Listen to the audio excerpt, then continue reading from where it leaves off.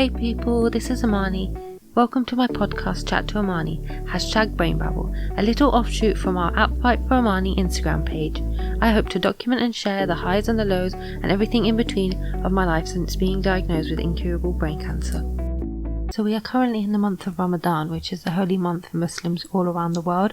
So I thought this was the perfect opportunity to discuss kind of my personal journey with my faith since my diagnosis and kind of my relationship with my faith.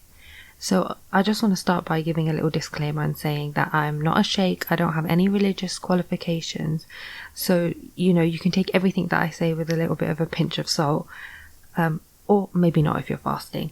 But the point is that the aim of this episode is to kind of just cover how my faith has helped me during the most difficult time of my life. I think one of the reasons so many young people have been so impacted by my story is because it's highlighted the fragility of life.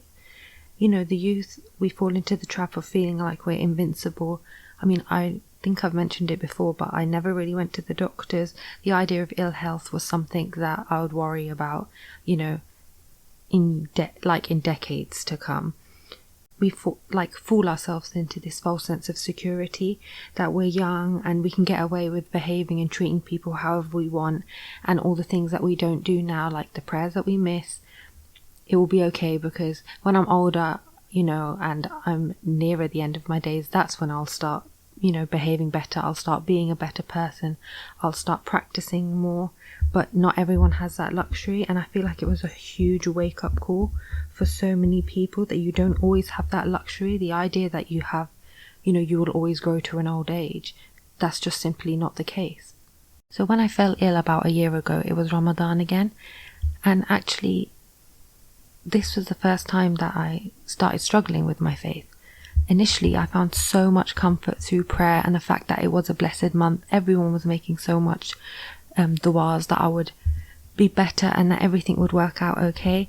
And I think I had actually convinced myself that that would be the case. So then when we still got bad news and bad results about my health, I really did struggle. I couldn't quite understand why. I was so sure that with everyone praying that everything would turn out okay. But now I realise that logically that doesn't even make sense, because you can't just pray an illness away, because then no one would ever be ill. And that was a real kind of turning point where I did start to struggle, and I was like, for a moment I was like, was it all wasted? Non-stop asking for everything to be okay, and were my prayers even heard? But I know it doesn't work like that. One thing I want my podcast to be is just raw and honest. And I think when it comes to religion, a lot of people are scared to do that because people have such strong opinions and they're worried about being criticized. But I know that when I was really struggling with my faith, maybe if I could have heard someone else explain the kind of roller coaster that they were on too, it would have really helped me. I went through my lowest point, and I just didn't think I could get any lower when I got the initial diagnosis. But then after that, I caught COVID, which affected my treatment plan and delayed it. And then the straw that broke the camel's back, as they say, was when my fiance walked away from me. We're taught in our religion that Allah, God, does not burden a soul more than it can bear. But I was a broken woman. I could not see that I could take any more. And that was from just the initial diagnosis. So when all these setbacks and knockbacks came my way, I was just in a blind panic and fear. I felt like I must have been a bad person. This must be a punishment from God. And I was like, I had no way of rationalizing my feelings. I was just terrified. So in my head I was thinking, okay, well maybe if I don't believe, that's better, because if I believe this, then I have to believe that it's true, that I can take all these setbacks and I can shoulder them and I'll be able to handle them. But I felt like I could not handle it at all, and I had this constant mental fight with myself, back and forth.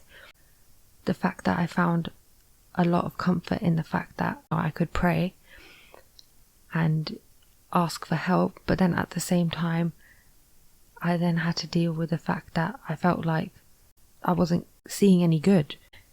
Because of my heightened state of anxiety, actually a lot of the time my panicked thoughts and irrational thoughts would manifest themselves out loud, which actually was really beneficial because it meant that my parents and my family could sit there and kind of explain things to me and say, you're not being punished. There are people out there walking the streets perfectly fine who have killed people, who have done huge things.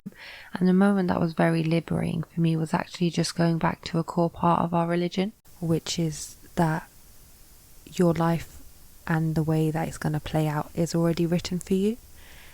And the idea that, and the belief that God is the best of planners. And I remember that being so liberating, because the world is just such a confusing and evil place, and everyone is tested with so many different difficulties. It's impossible for us to get our head round and make sense of it. And the idea of kind of like, why me? Why is this happening to me? It didn't really cross my mind too many times. Putting my faith in the fact that there is a reason behind this struggle, there is a reason behind this fight. Maybe I was put in this position for a reason, and I could either curl up into a ball and hide away from the world, or I can try and make the most of an awful situation. And that is part of the reasons why I want to do these podcasts. Part of the reason behind the page that we have is because it's my hope that I can make something good out of something awful. Maybe if it is raising awareness, maybe it will help one family in the future, maybe it will help one person, maybe whatever it is, maybe something good can come out of this. And that's why I keep going. I think another thing that I've realised is that faith fluctuates throughout your life.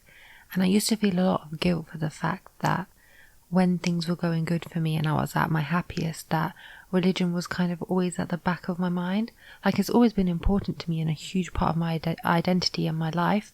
But like a lot of people, it wasn't until I felt like my life was falling apart that I really took my faith seriously, and missing a prayer wasn't an option. And I felt guilty. I thought maybe that's what I had done wrong. But now that I know that we're human and God has created us to be imperfect and we are going to make mistakes, and maybe that is why we are given these trials in our life, to remind us that there is a bigger picture and there is a reason that we are here. Another thing we're encouraged to do in our religion is to think of those that are less fortunate than us, and that is meant to help put into perspective maybe struggles or things that we're complaining about in our own lives. And at first this actually was something I really struggled with, because my mental health was so low at that point. It actually made me feel a lot of guilt, because I felt like I had no right to complain or be upset about the difficulties I was going through, because there are people in war-torn countries who are also unwell. Not only are their homes being destroyed, they still get unwell and they don't have any access to proper medical treatment. So their chances of there being any sort of, positive outcome is even more minuscule than me sitting in the UK where we do have the NHS. And like I said, it made me feel guilty. But as I got stronger, it actually was almost an exercise that helped me a lot. It allowed me to kind of take a step back and to see things from a different point of view.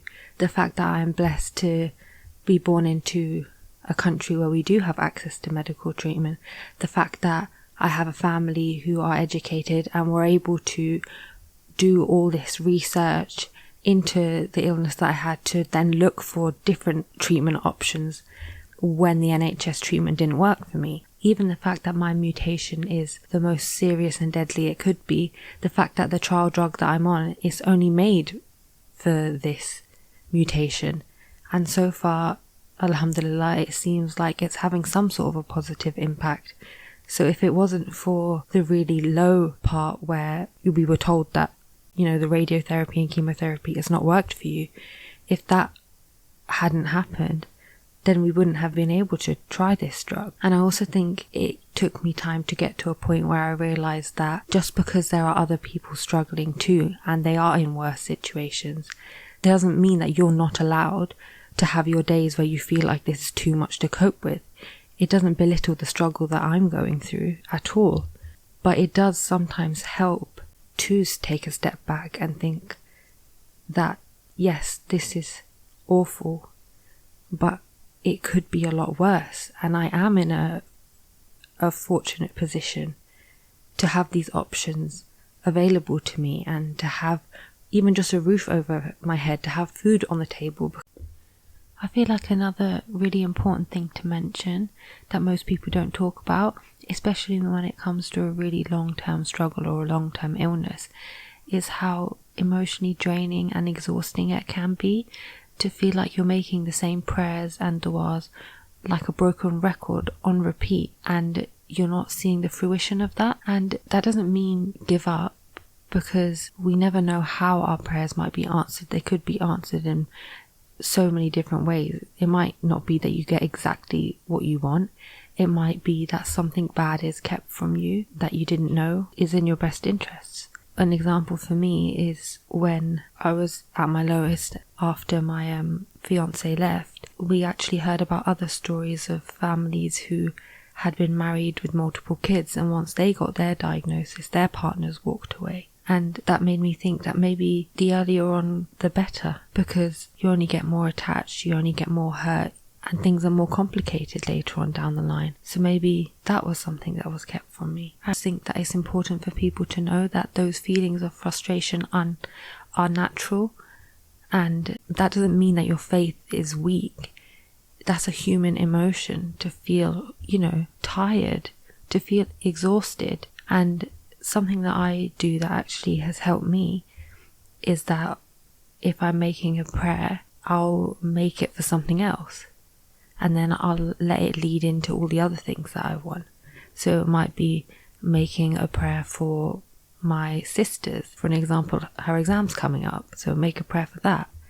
And then once I get into making those prayers, it comes naturally. The other things that I want to get better, for my mental health to be better, and for me to be able to slowly regain more of my independence, and to get stronger day by day, all those kinds of things.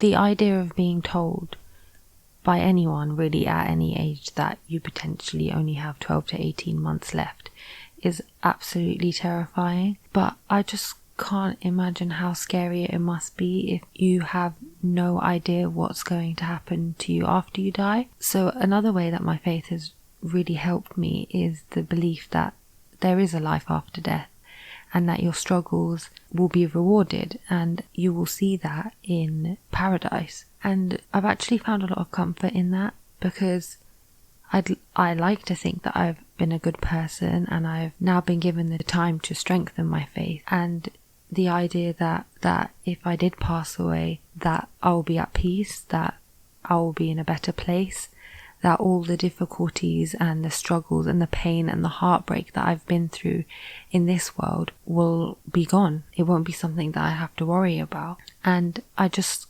don't know, I just can't imagine how terrifying it must be to have no idea of what's to come if you pass away. So the belief that there is life after death, that actually brings comfort to me, because it means that it's not just all over. I'll be reunited with my family, I'll be reunited with my loved ones, inshallah. I think it's fair to say that my faith has been on a serious roller coaster since last year, and it's the strongest it's ever been, but there were also moments where I just could not get my head around what was happening to me, and my faith took a huge dip. But like I said earlier, that fear that came from that ayah that says that Allah does not burden a soul more than it can bear, I just didn't believe that to be true at the time.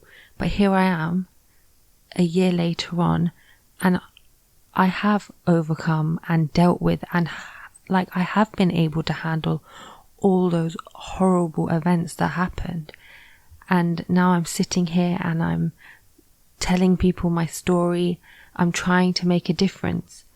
And I feel so much stronger than I did then. So to me, that just shows that that is the truth. I've been able to pick myself up from when I didn't think that I could get any lower. And my faith has definitely helped me with that. And that has been a huge blessing for me. The strength that I've found and the improvements that I've made mentally and physically, they're not just down to me. It wouldn't have been possible without the support of my family and friends, and of course God. There is nothing that will happen without His say-so. And I am so blessed to still be here with my family almost a year later on, because there are so many other families who have lost their loved ones to this disease. So I just want to finish by saying and asking my listeners to remember Muhammad and Sabrina in their prayers, as well as myself and Owen and anyone else that's suffering, because they are my fellow fighters and their families are in pieces. And that is what has also helped give me strength to keep going, because it is unfair and there is more that can be done, and inshallah a cure can be found, but it's not going to be found without people like me and other members of society putting that pressure on, raising that awareness and being the voices of those families that have lost their loved ones. And that's what I plan to do. Everyone has their fight, so let's ready our armies and let the battle commence, because we're not going down without a fight. Like, comment, share and subscribe. I've always wanted to say that.